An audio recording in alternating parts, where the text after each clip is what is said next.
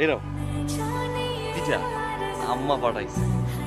জানোই তো যে আম্মা কেমন করে তোমার কথা বলে। একটু দিবা? কেন? দাও না। আমি যাই। হ্যাঁ, আচ্ছা দাও। আমার বয়ফ্রেন্ডটা যদি জাভেদ ভাইয়ের মতো হতো। আমি আছি বিপদের মধ্যে, ঝামেলার মধ্যে, আর তুই ফাঁসামি করছিস আমার সাথে। ও মা, তুমি একসাথে দুই নৌকা পা দিচ্ছ আর আমি কিছু বললেই দোষ। আপনি এখানে এসে কি করতেছেন? তোরাই ধরছো কেন? তুমি তুমি তুমি পাল্টাই গেছো। শুনো, আমার না এখন পড়তে বসতে হবে, অনেক পড়া আছে। এই শুনো, নুরির সাথে আপনার সম্পর্কটা কি? আরে মেয়ে আমার প্রেমিকা। এটা আপনি কি বললেন? নুরির সাথে আমার সম্পর্ক ভাই তো ছোটবেলা থেকে, বুঝছেন ভাই? আপনি কি পাগল হয়েছেন? অনেক স্মৃতি ভাই, বাচ্চা বাঁচবো না ভাই।